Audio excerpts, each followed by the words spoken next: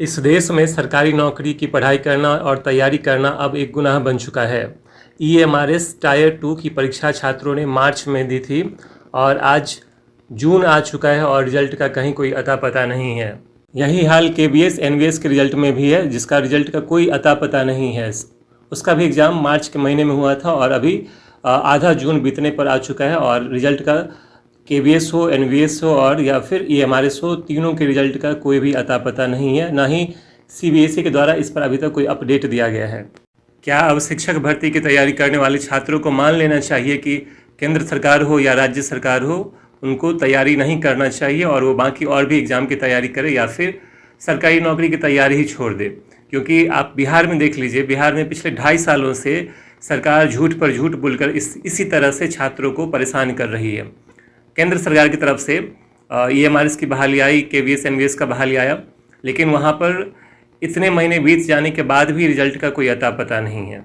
इन सब में उत्तर प्रदेश टॉप पर है। उनको ना तो बहाली देना है, ना ही एग्ज़ाम लेना है और ना ही रिजल्ट देना है, तो टेंशन ही उनका ख़त्म है।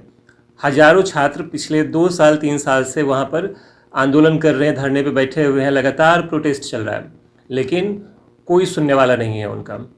2022 का परीक्षा भी आप देखे होंगे, परीक्षा हुआ है, उसके बाद अब इंटरव्यू के लिए तैयारी चल रहा है वहाँ पर। तो उत्तर प्रदेश तो उत्तम प्रदेश बन चुका है पहले से, तो वहाँ की हम लोग बात ही नहीं करेंगे। लेकिन वर्तमान में जो बिहार राज्य हो, चाहे केंद्र सरकार की बहाली हो, वहाँ पर अगर आप देखें तो इस तरह से बहाली के नाम पे ठगा जाना बेहद ही निंदनीय है। अब अगर ईएमआरएस, केबीएस या एनवीएस के रिजल्ट की बात करें तो इन तीनों का जो एग्ज़ाम कंडक्ट कराया गया वो सीबीएसई के द्वारा लिया गया है और सीबीएसई का कॉपी इस बार हम लोग जानते हैं कि ऑन स्क्रीन मार्किंग सिस्टम के माध्यम से कराया गया था और उस ऑन स्क्रीन मार्किंग सिस्टम के माध्यम से क्लास 12th का भी कॉपी जांच हुआ और इसमें इतना गड़बड़ी आया है कि हर एक चौथा छात्र अपने कॉपी को री-इवैल्यूएट करने के लिए वहाँ पर सीबीएसई में अपना अप्लाई कर चुका है। तो आप समझ सकते हैं कि किस तरह से कॉपी जांच में गड़बड़ी हुआ है। तो सबसे बड़ा कारण रिजल्ट में देरी का जो हम लोगों को लग रहा है कि ये ऑन स्क्रीन मार्किंग सिस्टम ही है, क्योंकि इसी आधार पर ईएमआरएस का भी कॉपी जांच हुआ होगा, इसी आधार पर केवीएस का भी कॉपी जांच हुआ होगा, एनवीएस का भी कॉपी जांच हुआ होगा। तो वहाँ पर कहीं ना कहीं फिर से गड़बड़ी की आशंका होगी। मान लीजिए क्लास 12th में किसी को 2-3% कम हो जाए तो बहुत ज़्यादा फर्क नहीं पड़ेगा, लेकिन अगर कोई मेरिट लिस्ट से ही बाहर हो जाए नौकरी वाली चीज़ में तो फिर उसका ज़िंदगी बर्बाद हो जाएगा। तो हो सकता है कि एक इम्पॉर्टेंट कारण हो जिसके कारण से री-इवैल्यूएट किया जा रहा हो सारी कॉपी को और छात्रों को आगे चलकर कोई दिक्कत ना हो, जिससे के बाद रिजल्ट अगर मान लीजिए आज जारी हो जाए, कल जारी हो जाए या परसों जारी हो जाए और रिजल्ट जारी होने के बाद जो अगर बवाल खड़ा हो जाता है तो फिर सीबीएसई के लिए और बड़ा दिक्कत खड़ा हो सकता है।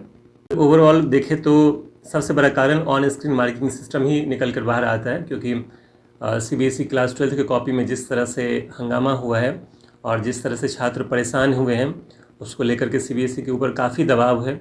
उसके बाद आपने देखा होगा सीयूईटी हो या एनटीए हो, ओवरऑल तो वो सब कहीं ना कहीं सीबीएसई से ही जुड़े हुए हैं।